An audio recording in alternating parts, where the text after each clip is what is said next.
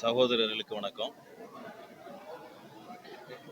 இன்றைய தினம் நம்முடைய பெருமைமிகு பிரதமர் நரேந்திர மோடி அவர்களுடைய 11 ஆண்டு கால சாதனைகளை விளக்கி ஒரு கண்காட்சி நடைபெற்று கொண்டிருக்கின்றது. இந்தியா முழுவதும் இது போன்ற நிகழ்ச்சிகள் அனைத்து மாவட்டங்களிலும் செய்து கொண்டிருக்கின்றோம்.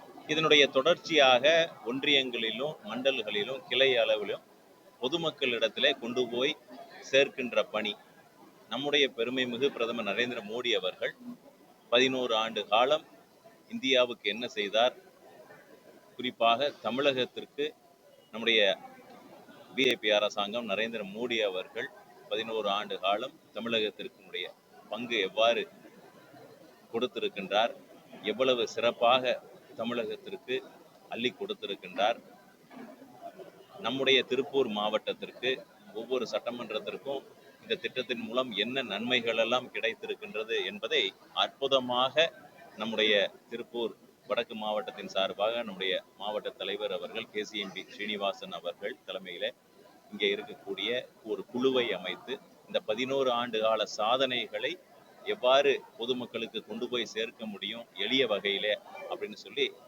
ஒரு நோட்டீஸ் அடித்து சற்று முன்தான் எல்லா வீடுகளுக்கும் கொடுத்து அதை துவங்கி இருக்கின்றோம். அடுத்த கட்டமாக கிளை அளவில் இருக்கக்கூடிய அத்தனை இல்லங்களுக்கும் இந்த திட்டங்களை கொண்டு போய் சேர்க்கின்ற பணி சிறப்பாக நடைபெறும்.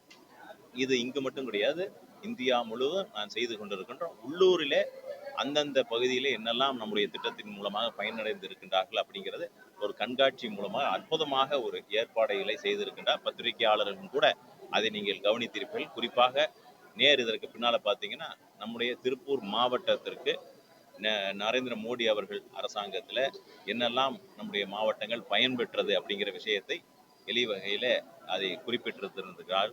அதனால அது மட்டும் கிடையாது, இது ஒரு புறம். முழுமையாக உங்களுக்கு சொல்ல வேண்டும் என்று சொன்னால் இதனுடைய தமிழாக்கம் முழுமையாக புக் உங்களுக்கு இருக்கின்றது. அது உங்களுடைய பத்திரிகையாளர்களுடைய அலைபேசிகளுக்கு நாங்கள் நேரடியாக கொடுத்துக்கிறோம். அதில் முழு விளக்கங்கள் எல்லாமே இருக்கின்றது. பல்வேறு திட்டங்கள் சொல்ல முடியும். உங்களுக்கு குறிப்பாக சொல்ல வேண்டும் என்றால் சில திட்டங்கள் மட்டும் உங்களுடைய பார்வைக்கு வைக்க விரும்புகின்றோம். அதாவது நம் கொடுத்திருக்கக்கூடிய தேர்தல் முன்னாலே என்னென்ன வாக்குறுதிகள் கொடுத்தோம், என்னெல்லாம் நிறைவேற்றணும் அப்படிங்கிறது, விவசாயிகளுக்கு என்ன செய்தோம், பாதுகாப்பு துறையில் என்ன செய்தோம், மாணவர்களுக்கு என்ன செய்தோம், குறிப்பாக தொழில் துவங்கக்கூடிய நம்முடைய சகோதர சகோதரிகள் என்னெல்லாம் செய்தோம், முத்ரா கடன் திட்டத்தில் என்னெல்லாம் செய்திருக்கின்றோம் அப்படிங்கிற விஷயத்தை நாம் முழு புள்ளி விவரங்களோடு இங்கே கொடுத்திருக்கின்றோம். பத்திரிகையாளர்களுக்கு நேரடியாக அவருடைய அலைபேசியிலேயே கூட நாங்கள் சொல்ல கடமைப்பட்டிருக்கின்றோம். குறிப்பாக தமிழகத்திற்கு ஜன்தன் திட்டம் 1.69 கோடி நபர்களுக்கு கொண்டு போய் சேர்த்திருக்கின்றோம். முத்ரா கடன் திட்டத்தில் தமிழகம் முதல் நிலை மாநிலமாக இருக்கின்றது. கிட்டத்தட்ட 5.25 கோடி பேருக்கு தமிழகத்திலே கணக்கு துவங்கி 3.25 லட்சம் கோடி முத்ரா கடன் திட்டத்தின் மூலமாக கொடுத்திருக்கின்றோம். நம்ம தான் முதல் நிலை மாநிலமாக இருக்கின்றோம் பிரதமருடைய முத்ரா கடன் திட்டத்திலே பெறுவதிலே. அதே போல ஆயுஷ்மான் பாரத் திட்டம், ஜல்ஜீவன் திட்டம், குடிநீர் குழாய் இணைப்பு திட்டம், ஒரு ரூபாயும் கூட செலவு செய்யாமல் நல்ல குடிநீர் கொண்டு போய் சேர்க்க வேண்டும் என்கின்ற அந்த உன்னதன் திட்டத்தின் மூலமாக கிட்டத்தட்ட 89.23 லட்சம் பேருக்கு தமிழகத்தில் இருக்கக்கூடிய குடியிருப்புகள் அதில் பயன்பெற்று இருக்கின்றார்கள். தூய்மை இந்தியா திட்டத்தின் மூலமாக 60.09 லட்சம் கழிப்பறைகள் தமிழகத்தில் மட்டும் கட்டப்பட்டிருக்கின்றது. அதே போல உஜ்வலா திட்டம், LPG கேஸ் சிலிண்டர் கொடுக்கக்கூடிய அந்த திட்டத்தில் கிட்டத்தட்ட 41 லட்சம் நபர்களுக்கு அது கொண்டு போய் சேர்த்திருக்கின்றோம். அதே போல வீடு கட்டக்கூடிய திட்டத்தில் தமிழகத்திலே மட்டும் 6,41,532 வீடுகள் கட்டி முடிக்கப்பட்டு விட்டது. அது தமிழகத்தில் மட்டும் கிடையாது, அது மட்டும் தமிழகத்தில் மட்டும் 6,41,532 வீடுகள். அதே போல இளைஞர்களை மேம்படுத்துவதற்கான தொழில் ரீதியாக மேம்படுத்துவதற்கான திட்டம், அதில் 8,68,443 நபர்கள் இளைஞர்கள் அதிலே பங்கு பெற்று தங்களுடைய திறமையை வளர்த்திருக்கின்றார்கள். அதே போல புதிதாக தொழில் துவங்கக்கூடிய ஸ்டார்ட் அப் என்று சொல்லக்கூடிய அதுல கிட்டத்தட்ட 10,814 ஸ்டார்ட் அப்புகள் தமிழகத்திலே துவங்கப்பட்டிருக்கின்றது. அட்டல் டிங்கரிங் லேப் என்று சொல்லக்கூடிய அந்த திட்டத்தின் மூலமாக தமிழகத்திலே 975 நிறுவனங்களுக்கு அது கிடைத்திருக்கின்றது. விவசாயிகளுக்கு 11,365 கோடி ரூபாய் அதிலே கொடுத்திருக்கின்றோம். எத்தனை விவசாயிகளுக்கு என்று சொன்னால் 22.58 லட்சம் விவசாயிகளுக்கு அது போய் சேர்ந்திருக்கின்றது. போல பல்வேறு விஷயங்கள். தேசிய நெடுஞ்சாலையை பொறுத்த வரைக்கும் தமிழகத்தில் 2100 கிலோமீட்டர் புதிதாக போட்டு இருக்கின்றோம். அது 41% 2023 ஒப்பிட்டு பார்த்தோம் என்று சொன்னால் அது 43% அதில் உயர்ந்திருக்கின்றது. இதெல்லாமே எண்ணற்ற திட்டங்கள் சொல்லிட்டு போயிட்டே இருக்கலாம். உங்களுக்கு அந்த புள்ளி விவரங்கள் கூட கொடுக்கின்றோம். இது ஒரு புறம் இருக்க, என்னெல்லாம் எங்களுடைய திட்டமோ அதையும் சொல்லி, இன்னொரு பக்கம் எப்படி தமிழக அரசாங்கத்தில் எப்படி தமிழர்களை வஞ்சிக்கின்றது, தமிழனை வஞ்சிக்கின்றது அப்படிங்கிற அந்த விஷயத்தையும் கூட கொண்டு போய் சேர்க்கின்ற அந்த பணியையும் கூட சொல்லுகின்றோம். ஒரு பக்கம் நம்முடைய மோடி அரசாங்கத்தினுடைய நல்ல திட்டங்கள், இன்னொரு பக்கம் திமுகவினுடைய மக்களை வஞ்சிக்கக்கூடிய திட்டங்கள், என்னெல்லாம் பொய் வாக்குறுதிகள் கொடுத்தார்கள், எதையெல்லாம் நிறைவேற்றவில்லை, அதையும் கூட கொண்டு போய் சேர்க்கின்ற பணியை அதையும் கூட தொடர்ந்து செய்கின்றோம். அதனால உங்களுக்கு வேற ஏதாவது கேள்விகள் இருந்தா சொல்லுங்க. தினம் தினம் இந்த கூட்டணியை பற்றி பேசாத நபர்களே கிடையாது. அவர்களுடைய திமுக கூட்டணியை பொறுத்த வரைக்கும் பெரிய அளவில் விரிசல் இருக்கின்றது. திருமாவளவன் ஆகட்டும், நம்முடைய கம்யூனிஸ்ட் கட்சியினுடைய தலைவர்கள் ஆகட்டும், ஏனைய கட்சிகளும் தினம் தினம் திமுகவை மிரட்டி கொண்டிருக்கின்றது. பாவம் முதல்வர் அவர்களுக்கு அவர்களுடைய மிரட்டலை சமாளிக்கவே நேரம் கிடையாது. எங்களுக்கு இத்தனை தொகுதிகள் கொடுக்கலைன்னா அந்த பக்கம் போயிடுவோம் அப்படின்னு பல்வேறு தரப்பினர் கூட பேச்சுவார்த்தை பகிரங்கமாக மிரட்டி கொண்டிருக்கின்றார்கள். அதனாலதான் இன்றைக்கு சட்டம் ஒழுங்கு சீர்கெட்டு கிடக்கின்றது. சட்டம் ஒழுங்கு குறிப்பாக நீங்க திருப்பூரை பொறுத்த வரைக்கும் இது பெரிய அளவுக்கு பிரச்சனை வெடிக்கக்கூடிய ஒரு மாவட்டமாக ஒரு பெரிய எச்சரிக்கையும் கூட பாரதிய ஜனதா கட்சியின் சார்பாக கொடுக்க விரும்புகின்றோம். ஏனென்று சொன்னால் இங்கே இருக்கக்கூடிய காவல்துறை, இங்கே இருக்கக்கூடிய அதிகாரிகள் ரொம்ப அலட்சியமாக இருக்கின்றார்கள். வெளிநாடுகளே இருந்து எந்த ஒரு ரெக்கார்டும் இல்லாம இங்க தங்கக்கூடிய பல்வேறு நபர்களை தினம் தினம் கைது செய்து கொண்டிருக்கின்றார்கள். ஆனாலும் கூட என்ன புள்ளி விவரம், இன்னும் எத்தனை பேர் அந்த மாதிரி தங்கி இருக்கின்றார்கள், அவர்களால் என்னென்ன பிரச்சனைகள் எல்லாம் ஏற்படுவதற்கான வாய்ப்பு இருக்கின்றது, எதுவுமே எந்த கற்பனையும் கிடையாது. ஏனென்று சொன்னால் அந்த மாதிரி அதிகாரிகளை நியமிப்பதற்கான அந்த ஒரு சிந்தனையே இல்லை. இப்ப பாக்குறோம், நம்ம பார்த்திருக்கின்றோம், ஒரு ஏடிஜிபி அந்த மிக உயரிய பொறுப்புல இருக்கக்கூடிய நபர் நேரடியாக ஒரு சிறுவனை கடத்தக்கூடிய செயலிலே இறங்கி இருக்கின்றார்கள் அப்படின்னு சொன்னோம்னா, கோர்ட் நேரடியாக தலையிட்டு, நீதியரசர்கள் நேரடியாக தலையிட்டு கடுமையான கண்டனத்தோடு கைது செய்ய சொல்லி இருக்கின்றார். பொதுமக்கள், ஏழை எளிய மக்களுக்கு பிரச்சனை என்று சொன்னால் காவல் நிலையத்துக்கு போறாங்க. அங்கு இருக்கக்கூடிய நபர்களே இப்ப பெருங்குற்றத்தில் ஈடுபட்டு இருக்கிறார் என்று சொன்னோம்னா எங்க போய் இதெல்லாம் முடிவது? தமிழகம் எதுல சிறந்து விளங்குகின்றதோ இல்லையோ, இது மாதிரி செய்திகள்ல இன்றைக்கு இந்தியாவிலேயே இந்த மாதிரி செய்திகள்ல தமிழ்நாடு தான் நம்பர் 1. நேரடியாக மிக உயரிய காவல்துறையில் இருக்கக்கூடிய நபர்கள் இந்த மாதிரி செய்கின்றார்கள். இன்னொரு ஏடிஜிபி ஒரு அம்மா, அவங்க நேரடியாக என்னுடைய உயிருக்கே ஆபத்து அப்படின்னு சொல்லி ஒரு பெண் ஏடிஜிபி சொல்றாங்க. உள்ளுக்குள்ளர பூந்து என்னுடைய அறையிலே தீ வைத்து என்னை கொல்வதற்கு முயற்சி செய்தார்கள் அப்படிங்கிறது இன்னொரு பக்கம் திருப்பூர் மாவட்டம், நீங்க எழுதி வைத்துக் கொள்ளுங்கள், திருப்பூர் மாவட்டம் தமிழகத்தினுடைய கஞ்சா தலைநகராக மாறி கொண்டிருக்கின்றது. எப்படி இந்தியாவினுடைய தலைநகரம், கஞ்சாவினுடைய தலைநகரம் தமிழகம் மாறிக்கொண்டிருக்கின்றதோ அதே போல தமிழகத்திற்கான தலைநகரம் கஞ்சா விற்பனையில கொடிகட்டி பறந்து கொண்டிருக்கின்றது எந்த மாவட்டம் சொன்னா திருப்பூர் மாவட்டம். அந்த அளவுக்கு இங்கே அதை கட்டுப்படுத்துவதற்கு எந்த அதிகாரியும் தயாராகவில்லை. வரக்கூடிய அதிகாரிகள், இதை யார் கட்டுப்படுத்த வேண்டுமோ அந்த அதிகாரிகள் காசை கொடுத்து இங்கே வருகின்றார்கள் அப்படிங்கிற செய்தி வருகின்றது. 1 ரூபாய் 2 ரூபாய் இல்ல, இங்க அந்த கஞ்சாவை கட்டுப்படுத்தக்கூடிய அந்த துறைக்கு குறைந்தபட்சம் 25 லட்சம் ரூபாய் கொடுத்து வருவதாக செய்திகள் சொல்லுகின்றது. அப்படின்னா எப்படி, என்ன நோக்கத்துக்காக இது இந்த துறைக்கு வருகின்றார்கள் அப்படின்னே தெரியல. அது அதிகமாக ஊக்கப்படுத்துவதற்காக வருகிறார் அப்படின்னு தான் தோணுது. அதனால யாரை நம்பியும் பிரயோஜனம் இல்லை.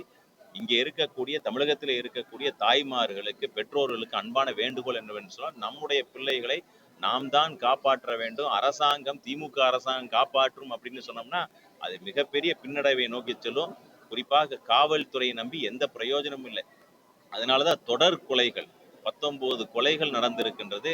நம்முடைய ஈரோடு மாவட்டத்துல பிஜேபி தலையிட்டு இந்த தொடர் கொலைகள், கடைசியா நடந்த இரட்டை கொலை சிவகிரியில, அதை தடுக்க வேண்டும் அப்படின்னு நம்ம சொன்னோம். அதற்கு பிறகுதான் காவல்துறை விழித்து கொண்டு கிட்டத்தட்ட 600 காவலர்களை இறக்கி பிஜேபியினுடைய நிர்பந்தத்தின் காரணமாக நாங்க ஒரு டேட்டை கொடுத்திருந்தோம்.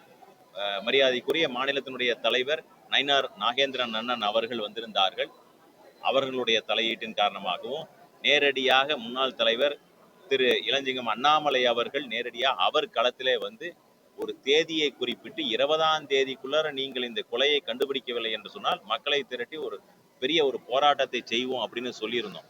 அதற்கு பிறகு விழித்து கொண்டு அந்த கொலையைக்கான நபர்களை கண்டுபிடித்தார்கள். இது வேடிக்கை என்னவென்று சொன்னால் அந்த கொலையான நபர் இதுவரைக்கும் 19 கொலை பண்ணியிருக்கிறேங்கிறாங்க. அப்போ இந்த 19 கொலை பண்ணியிருக்கிறாங்கன்னா அப்ப ஏற்கனவே இந்த 19 கொலைகளை செய்துவிட்டு ஜெயிலிலே அடைக்கப்பட்டிருக்கின்றார்களே அவர்கள் யார்?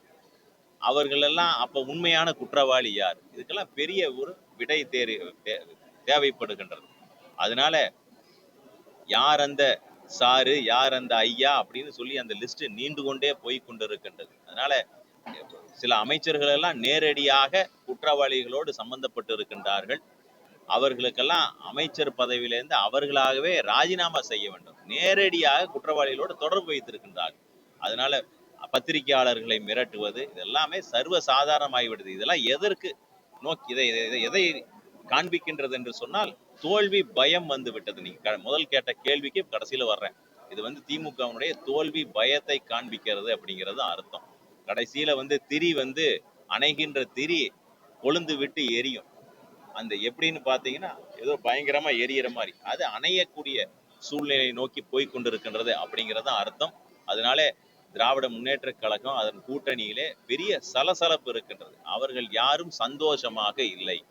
அதே போல திராவிட முன்னேற்ற கழகத்திலே இருக்கக்கூடிய அமைச்சர்களும் பெயரை சொல்ல விரும்பவில்லை. அமைச்சர்களும் யாரும் அந்த துறையை கவனிப்பதாக தெரியவில்லை. எல்லாருமே இப்பவே இந்த எலெக்ஷனுக்கு எதை கொடுத்தால் சரி பண்ண முடியுமோ அப்படித்தான் போய்கொண்டிருக்கின்றார்கள். ஏன்னா பணத்தை நம்பித்தான் தேர்தலிலே போட்டியிட வேண்டும் அப்படிங்கிற சூழ்நிலைக்கு தள்ளப்பட்டு விட்டார்கள். பாரதிய ஜனதா கட்சி அதிமுகவினுடைய கூட்டணி மிகவும் வலுவாக இருக்கின்றது. மேலும் பல கட்சிகள் எங்களோடு இணைவதற்கான வாய்ப்பு இருக்கின்றது.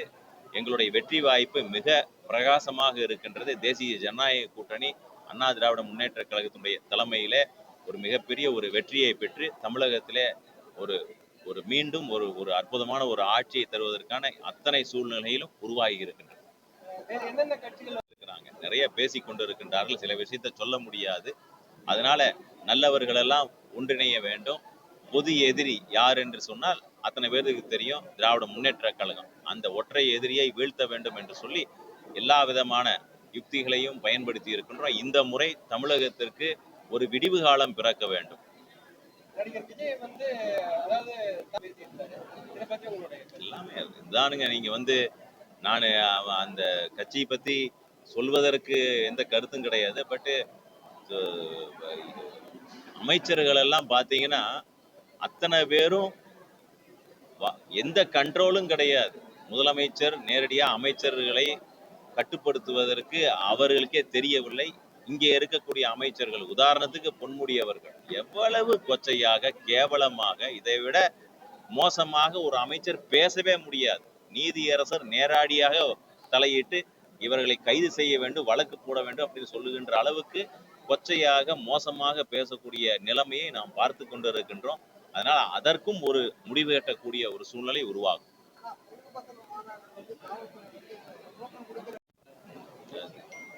நீங்க வந்து ஆன்மீகம் தமிழகத்திலே தலை தோங்கி கொண்டிருக்கின்றது. என்றைக்குமே இல்லாத அளவுக்கு இன்றைக்கு ஆன்மீக பூமியாக தமிழகம் மாறிக்கொண்டிருக்கின்றது. தேசியமும் தெய்வீகமும் மிகப்பெரிய அளவுல வளர்ச்சி பெற்று கொண்டிருக்கின்றது. ஆன்மீகம் வளரக்கூடாது அப்படிங்கிறதுல இந்த அரசாங்கம், திராவிட முன்னேற்ற கழக அரசாங்கம் தெளிவாக இருக்கின்றதுனால அந்த இடத்துல ஒரு பெரிய அளவுக்கு முருக பக்தர்கள் சேரக்கூடாது அப்படிங்கிறது அவர்கள் நினைக்கின்றார்கள். ஆனால் பக்தர்களை கட்டுப்படுத்துவதற்கு எந்த அரசாங்கமும் யாரும் எதுவும் செய்ய முடியாது. அதுக்கு பல்வேறு உதாரணங்கள் இருக்கின்றது. கட்டுப்படுத்த முயற்சித்தால் எந்த மாதிரியெல்லாம் பின்விளைவுகளை சந்திக்க நேரிடும் அப்படின்னு நாம சொல்ல வேண்டியதில்லை. அது நீங்க எந்த அளவுக்கு வேணாலும் பக்தர்கள் கொந்தளித்தால் என்ன வேணாலும் நடக்கும். அதனால சோ இந்த முருக பக்தர்களை பொறுத்த வரைக்கும் சோதனை செய்து அதனுடைய பின்விளைவுகளை சந்திப்பதற்கு திமுக தயாராக இருக்கின்றதா அப்படின்னு எனக்கு தெரியல. அதனால கட்டுப்பாடுகளை விதிக்கின்றார்கள். எல்லா விதமான கட்டுப்பாடுகளையும் தான் நாங்க பார்த்திருக்கின்றோம். அதனால பொதுமக்கள் பெரிய அளவிலே பங்கேற்பதற்கான ஆர்வத்தை பார்க்க முடிகின்றது. கிட்டத்தட்ட 5 லட்சம் பேர் கூடக்கூடிய ஒரு இடமாக நம்முடைய மருதையில 22ஆம் தேதி அது மாறும் அப்படிங்கிறதுல எந்த சந்தேகமும் இல்லை. முருக பக்தர் மாநாடு ஒரு பெரிய ஒரு திருப்பு முனையை கொடுக்கக்கூடிய ஒரு மாநாடாக நிச்சயமாக அமையும். இல்ல அதை பத்தி எனக்கு தெரியலைங்க. அதை பத்தி தெரியல. கேரளாவுடைய அரசியல் என்னன்னு தெரியல. அதை முழுமையா நம்ம இந்த இடத்துல பேசினோம்னா சரிப்பட்டு வராது. ஆனாலும் கூட விழிஞ்சம் துறைமுகம் கம்யூனிஸ்டுக்காரங்களை எல்லாம் பத்தி பேசினோம்னா நிறைய பேசலாம். எல்லா பஸ்லயும் அதானிக்கு நன்றின்னு போட்டு கேரளா பஸ்ல பின்னால ஒட்டி இருக்கிறாங்க. எடுத்து வச்சிருக்கிறேன். இன்னைக்கு அதானி அதை செஞ்சாங்க இதை அதானி அவர்களுக்கு நன்றின்னு போட்டு கேரளாவுடைய பஸ்ல பின்னால கம்யூனிஸ்ட் கட்சியினுடைய பினராயி விஜயன் நன்றி தெரிவிச்சு அதானிக்கு நன்றி தெரிவிக்கிறாரு. ஆனா இங்க இருக்கக்கூடிய கம்யூனிஸ்ட்காரங்க என்ன சொல்றாங்க, நீங்க அதானிக்கு நீங்க குடைபிடிக்கீங்க அப்படின்னு சொல்றாங்க. போய் இப்போ கேரளா பஸ்ல பாருங்க. இதுதான் அவர்களுடைய இரட்டை வேடம். நீங்க சென்னையில வந்தீங்கன்னா கம்யூனிஸ்ட் கட்சியினுடைய ஏன்னா கம்யூனிஸ்ட் எம்பி இங்க இருக்கிறாருங்கிறதுக்காக சொல்றேன். அவர்களுடைய இரட்டை வேடம் போடுவதற்கு ஒரு உதாரணம் சொல்லிடுறேன். பிஜேபி ஆபீஸ் பக்கத்துல தான் communist office, Marxist communist office. கிட்டத்தட்ட 7-8 மாடி கட்டடம். அதுல 4 மாடி கார்பரேட் கம்பெனிக்கு விட்டுருக்காங்க. 4 மாடி கார்பரேட் கம்பெனி, கார்பரேட்டே ஆகாதுன்னு சொல்லக்கூடியவங்க கார்பரேட் கம்பெனிக்கு தான் விட்டுருக்காங்க. சந்தேகம் இருந்தா போய் பாருங்க. ஏன் அந்த ஏழை எளிய மக்களுக்கு கொடுக்க வேண்டியதானே? ஒரு ஒரு ஒரு தளம் அப்படியே விவசாயிகளுக்கு கொடுக்க வேண்டியதானே? கம்யூனிஸ்ட்ல வேற யாருமே கஷ்டப்படுறவங்க யாருமே இல்லையா? 2வது தளம் அது மாதிரி கொடுக்க வேண்டியதானே? அத்தனையுமே உலகத்திலே இருக்கக்கூடிய டாப் எம்என்சி கொடுத்துருக்குறாங்க. இதுதான் கம்யூனிஸ்ட் கட்சியினுடைய இரட்டை வேடம், அவர்களுடைய உண்மையான முகம்.